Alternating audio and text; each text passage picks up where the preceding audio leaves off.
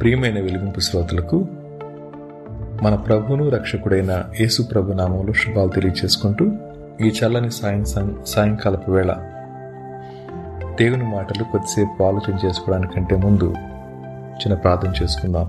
కృపా సత్య సంపూర్ణుడమైన మా ప్రియ పరలోకపు తండ్రి, మీ శ్రేష్టమైన ఉన్నతమైన నామానికి వందనాలు చెల్లిస్తా ఉన్నాను. ఈ సాయంకాలపు వేళ ఈ మాటలు వింటా ఉన్న మా అందరితో మీరు మాట్లాడండి. మా అందరికీ కావలసిన శ్రేష్టమైన మాటలు వినిపిస్తూ రమ్మని యేసు ప్రభు నామములో అడిగి వేడుకుని ప్రార్థిస్తున్నాం తండ్రి, ఆమెన్. ప్రియ శ్రోతలు, ఒక వ్యక్తిని తన బాహ్య ప్రవర్తనను బట్టి అంచనా వేయడం అనేది చాలా కష్టతరం. ఎందుకంటే పైకి కనబడినంత చలాకీగా మనిషి అంతరంగంలో లేకపోవచ్చు. పైకి తను ప్రదర్శించే ప్రదర్శన, అవి మాటలు కావచ్చు, చేతలు కావచ్చు, సంబంధాలు కావచ్చు, ఏవైనా సరే తన అంతరంగాన్ని పూర్తిగా ఆవిష్కరించవు కూడా. కొన్నిసార్లు కొంతమందిలు అడుగుతారు, ఏంటి అలా ఉన్నావు అని. మనం ఏమని సమాధానం ఇచ్చుంటాం చెప్పండి? ఏం లేదంతా బాగుంది, ఇదే కదా మన సమాధానం. ఒకవేళ ఈ మాట వింటున్నప్పుడు కూడా ఏంటి అలా ఉన్నారు అంటే మీరు చెప్పే సమాధానం ఏంటంటే, ఏం లేదండి, అంతా బాగానే ఉన్నాం, అంత మంచిగానే ఉంది, ఇదిగా సమాధానం. కానీ మీరు చెప్పిన మాట అంతా బాగానే ఉంది అనేది 90% సరైనది కాకపోవచ్చు. 90% ఆ మాట చెప్పడం వెనక ఉన్న ఆంతర్యం ఏంటంటే, వీరికి చెప్పడం వల్ల ప్రయోజనం ఏముంది, వీరి నుంచి మనకు దొరికే లాభం ఏముంది, అయినా మనం చెప్పుకొని మనం సాధించేది ఏముంటుంది, కాబట్టి బాగున్నాం అని చెప్తే సరిపోలా అనుకొని చాలాసార్లు మన లోపల ఉన్న వేదనను అణుచుకొని బయటకు మనం చూపించిన ప్రదర్శన చాలామంది నమ్మించుండొచ్చేమో మనం బాగున్నామని. అయితే ప్రియ శ్రోతలు, ఈ సాయంకాల సమయంలో దేవుడు మనతో మాట్లాడుతూ ఉన్నమాట ఏంటి అనంటే, దేవుడు మనల్ని కలుసుకోవడానికి ఎంచుకునే స్థలం కానీ ఎంచుకునే పరిస్థితి కానీ మనం ఊహించలేంది. దేవుడు తన యందు విశ్వాసం ఉంచిన బిడ్డలను కలుసుకోవడానికి ఆయన ఎన్నుకునే స్థలాలు, పరిస్థితులు చాలా విచిత్రంగా ఉంటాయి. ఏలియా గారు సొమ్మసిల్లి పడిపోయి ఉన్న సమయంలో ఆయన ఏలియా గారిని కలుసుకొని అతనిని లేపి అతనితో మాట్లాడిన విధానం కానీ, అతనిని లేపిన తర్వాత ప్రభు మాట్లాడిన మాట కానీ, నువ్వు లేచి ఆహారం తీసుకో, ఆ తర్వాత నీకు శక్తికి మించిన పని ఉంది అని. ఆయన అంతరంగం యొక్క అవసరత చూసే దేవుడు మాత్రమే కాదు, భవిష్యత్లో మన జీవితం ద్వారా తను ఏమైతే ఆశపడతా ఉన్నారో అది జరిగించుకోవడానికి సిద్ధపరిచే దేవుడు ఆయన. అయితే కొన్నిసార్లు ఈ సత్యాన్ని అర్థం చేసుకోలేక మనం ఏం చేస్తామండి అంటే, దేవుని దగ్గర కూడా చాలా విషయాలు దాచిపెట్టుకుంటుంటాం. కానీ దేవుడు తగిన పరిస్థితుల మధ్యలో ఆయన మనల్ని కలుసుకోవడానికి దేవుడు ఉపయోగించుకునే విధానం మనం ఊహించలేంది. దేవుడు ఎందుకు మనలో మాట్లాడతారు అనంటే, మన జీవితాల్లో తన మాట పట్ల నిశ్చయత మన అంతరంగంలో కలగడానికి, అష్యూరెన్స్ కలగడానికి, లేదా రీఅష్యూరెన్స్ కలగడానికి, తిరిగి మళ్ళా దాన్ని స్థాపించడం కోసం.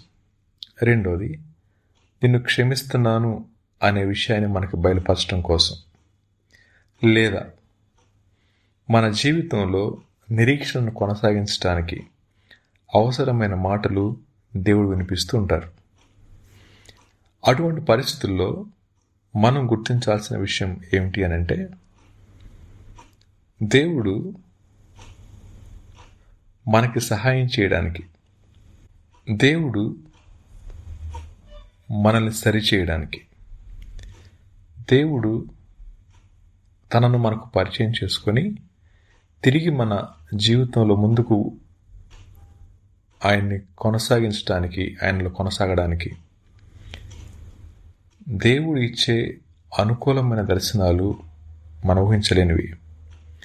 ప్రియ శ్రోత, ఈ దినాన్న మనం నేర్చుకోబోతా ఉన్న పాఠం ఏంటండి అంటే, దేవుడు చూసేది మన అంతరంగాన్ని, ఆయన మాట్లాడేది మన అంతరంగ సమస్యతో, దేవుడు మనకి సహాయం చేసేది మన అంతరంగంలో కొనసాగుతూ ఉన్న ఆ తీవ్రమైన సమస్య నుంచి బయటకు రావడానికి.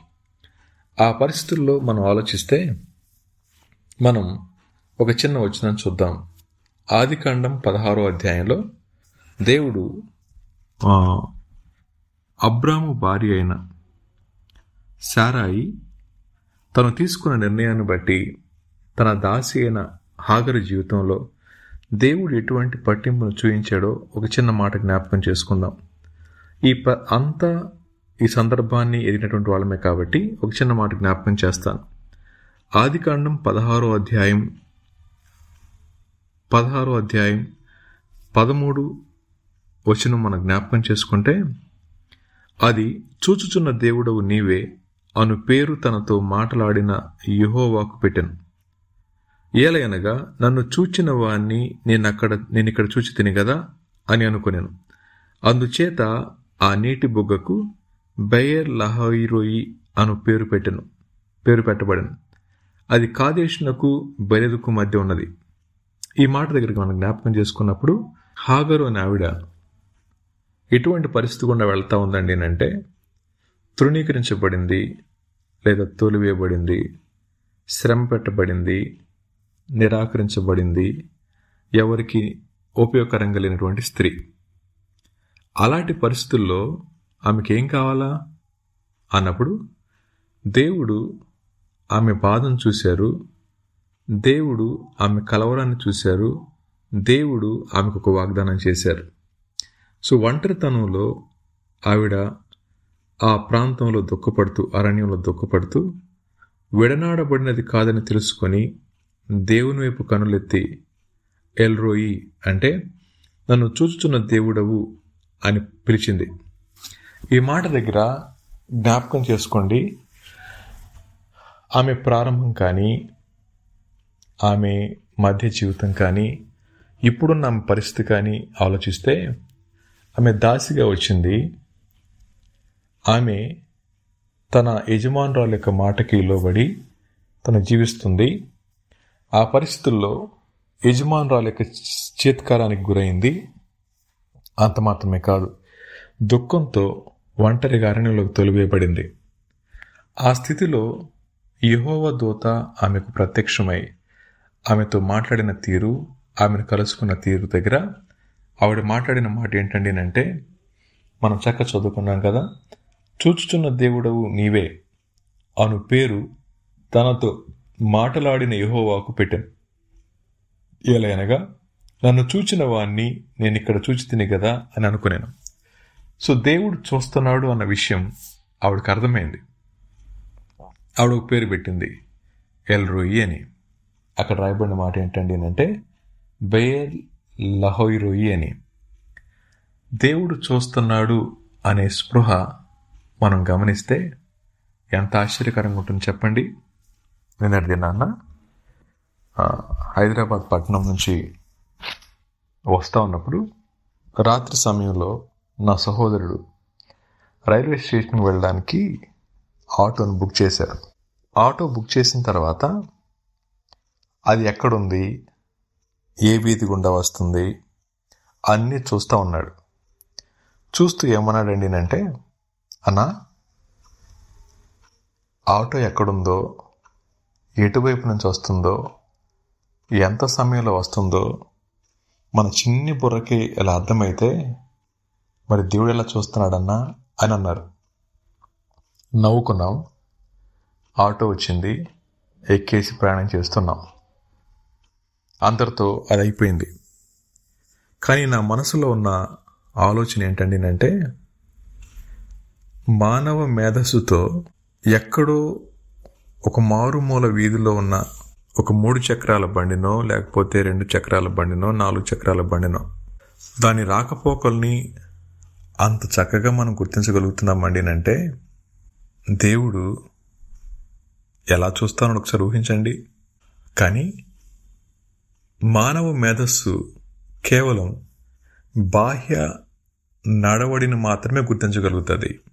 అంటే ఆటో ఎటు వెళ్తుంది, ఎంతసేపట్లో వస్తుంది అని. కానీ ఆటోలో ఉన్న వ్యక్తి మనకు తెలియదు, అతని అంతరంగం మనకు తెలియదు. అది చూడగలిగింది దేవుడు మాత్రమే. ప్రియ శ్రోతలు, ఒకవేళ ఈ మాటలు వింటా ఉన్న మనం, నన్నెవరు పట్టించుకుంటారులే, నన్నెవరు చూస్తారులే, నేనెవరికి కావాలి అనుకుంటున్నారు కదూ. దేవుడు చూస్తూ ఉన్నాడు. ఆవిడంది ఎల్ రోయి అని, చూస్తున్నటువంటి దేవుడని. దేవుడు చూస్తూ ఉన్నప్పుడు ఆయన తనతో మాట్లాడిన మాట, ఎవ్వరు లేరు, చుట్టూ అరణ్యం, అరణ్యంలో దుఃఖంతో పాటు ఒంటరితనంలో ఎటువైపు చూడాలో అర్థం కాలేదు. కానీ శూన్యంలో చూస్తూ ఉన్నప్పుడు అంతరంగ వేదనను అర్థం చేసుకునే దేవుడు మాట్లాడిన మాట, నేను విడిచిపెట్టను అని. సందర్భం ఏదైనా కావచ్చు, కానీ ఈ సందర్భంలో మనం తీసుకున్న విధానం ఏంటండి అంటే, దేవుడు మనకు తను బయలుపరుచుకునే కోణం లేదా దృక్పథం మన ఊహలకు అందనిది. కొన్నిసార్లు దేవుడు మన జీవితాన్ని సరిచేయడానికి, మన జీవితంలో ఎదుర్కొన్న నిర్లక్ష్యాన్ని, ఎదుర్కొన్న తృణీకారాన్ని, ఎదుర్కొన్న అవమానాన్ని, ఎదుర్కొన్న నిందను తొలగించడానికి దేవుడు పనిచేసే విధానం నిజంగా మన ఊహలకు అందనిది. ప్రియ శ్రోతలు, ఈ సాయంకాలపు వేళ ఈ మాటలు వింటున్న మీరు అరణ్య అనుభవం గుండా, తృణీకరించబడిన అనుభవం గుండా, ఒంటరి అనుభవం గుండా, నిరీక్షణ లేని పరిస్థితుల్లో కొనసాగుతూ ఉన్నారేమో. ఆయన చూస్తున్నటువంటి దేవుడు. ఆయన చూసేది మన బాహ్య రూపాన్ని కాదు, మన అంతరంగ స్థితిని. ఎవరైతే తమ అంతరంగాల్లో యథార్థంగా జీవిస్తున్న కారణం చేత వారు ఒకవేళ శ్రమల గుండా వెళతా ఉన్నట్లయితే, అటు వారిని దృష్టించి ఆలోచన చెప్పి విడిపించి వారిని గొప్ప చేసే దేవుడు ఆయన. ప్రియ శ్రోత, ఒకవేళ ఈ మాటలు వింటా ఉన్న మీరు అరణ్య అనుభవం గుండా వెళ్తున్నారు కదూ. అందరూ ఉన్నారు, కానీ ఎవరు పక్కన లేరు కదూ. హాగరు ఒంటరిదే, కానీ యెహోవా దూత ప్రత్యక్షమై మాట్లాడిన మాట, నేను చూస్తున్నాను అని. ఒక శూన్యంలో ఉన్న మనం ప్రయాణిస్తూ ఉన్నప్పుడు ఒక అదృశ్యమైన స్వరం, నేను నీతో ఉన్నాను అని అంటూ ఇచ్చే భరోసా ఎంత అద్భుతంగా ఉంటుందో కదా. అలాంటి అద్భుతమైన భరోసా గుండా వెళ్ళినటువంటి ఆ స్త్రీ తన జీవితంలో అనుభవించిన ఆనందం బహుశా ఆవిడని అడిగితే ఎంత ఆనందంగా చెప్పేదేమో. కానీ ఒక చిన్న మాట, దేవుడు మిమ్మల్ని కలుసుకోవడానికి, దేవుడు తన హృదయాన్ని, తన ప్రణాళికను మన ముందు ప్రత్యక్షపరచడానికి, తన ఉద్దేశాలను మనకు బయలుపరచడానికి ఆయన చూస్తూనే ఉన్నాడు. శ్రోతలు, ఆ బావి క్రొత్తదేం కాదు, పాతదే. కానీ అదే బావి దగ్గర ప్రభు కలుసుకున్నప్పుడు అక్కడ పెట్టినటువంటి పేరు ఆయన చూస్తున్నటువంటి దేవుడు అని. ప్రియ శ్రోతలు, మీరు ఎటువంటి పరిస్థితుల్లో ఉన్నా, ఒకవేళ ఈ దినాన్న ఈ మాటలు వింటా ఉన్నప్పుడు నిరాశలో ఉన్నారో, కృంగుదలలో ఉన్నారో, భయాల మధ్య ఉన్నారో, అనుమానాల మధ్య ఉన్నారో, తొందరల మధ్య ఉన్నారో నాకు తెలియదు. కానీ ప్రభు మాట్లాడుతున్న మాట నీకు తిరిగి భరోసా ఇవ్వడానికి, నిన్ను క్షమించడానికి, నీ లోపల నిరీక్షను కొనసాగింప చేయడానికి ఈ దినాన్ని నేను కనపరుచుకుంటా ఉన్నాను. నీకు కనపరుచుకోగల కారణం ఏంటండి అంటే, నీ స్థితి నాకు తెలుసు, నీకు నేను తప్ప ఇంకెవరు భరోసా ఇవ్వలేరు అని. ప్రియ శ్రోతలు, ప్రపంచమంతా వదిలేసిన మనలను వదలని ప్రభు మనతోనే ఉన్నారు. మన స్థితిని బట్టి కాదు, మన పరిస్థితిని బట్టి కాదు, ఆయన ప్రేమను బట్టి మనం కలుసుకునే దేవుడు ఆయన. ఆయన చూస్తున్నాడు.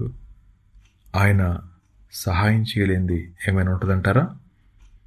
ఒకవేళ ఈ మాటలు వింటా ఉన్నప్పుడు, ఒకవేళ మనస్సాక్షి మన మీద దోషారోపణ చేస్తూ ఉన్నట్లయితే ఆయన క్షమించడానికి సిద్ధమనుకున్నటువంటి దేవుడు ఆయన. ఒకవేళ ఆయన ఇచ్చిన వాగ్దానాన్ని ఒకవేళ మనం ఇంకెంతకాలం అనుకుంటా ఉన్నట్లయితే భయపడకండి, నేను కదా కొనసాగించేవాడిని చెప్తా ఉన్నాడు ఆయన. అలా దేవుడు మన జీవితంలో ప్రతి స్థాయిలో కూడా ఆయన మాట్లాడుతూ మనకి భరోసా ఇస్తూ మన విశ్వాస జీవితాన్ని ముందుకు తీసుకెళ్తూ ఉంటుండగా మనం కూడా చెప్పగలం, అయ్యా నువ్వు చూచున్నటువంటి దేవుడు అని. ప్రియ శ్రోతలు, ఇప్పటికైనా మించిపోయింది లేదు. ఇటువంటి అనుభవం గుండా వెళ్తా ఉన్నా మారని, మార్పు చెందని, మన అంతరంగాన్ని స్పష్టంగా చూస్తున్నటువంటి దేవుడు ఈరోజు నీతో మాట్లాడుతున్నమాట, నాకు తెలుసు నీ జీవితం, నేనెవరో నీకు తెలిస్తే నీ కలవరం నీ అంతరంగంలో ఉండదు అనే మాట. అది మనం అర్థం చేసుకుంటే ఉన్న చోట ప్రార్థన చేసుకుందామా? ఆ ప్రార్థన విని దేవుడు జవాబిచ్చే దేవుడై ఉన్నాడు. తలలు వంచండి, ప్రార్థన చేసుకుందాం. దయగలిగిన తండ్రి, మానవ మేధస్సు వస్తువు యొక్క కదలికలను గుర్తించగలుగుతూ ఉంది, కానీ మా సృష్టికర్తమైన మీరు మా కదలికలు మాత్రమే కాదు, మా అంతరంగాల్లో ఉన్న ఆందోళన కూడా చూస్తున్నటువంటి దేవుడు. దేవా, ఈ దినాన్న మా శ్రోతలు ఎవరైతే కఠిన పరిస్థితులు గుండా వెళతా ఉన్నారో వారిని ఓదార్చండి, ధైర్యపరచండి, వారికి మీరున్నారనే భరోసా కల్పించమని వేడుకుంటా ఉన్నాను. అటు రీతిగా బలపరిచి మీ నామాన్ని గనపరుచుకోనండి, మీ సాక్షులు నిలబెట్టుకోనమని వేడుకుంటా ఉన్నాను.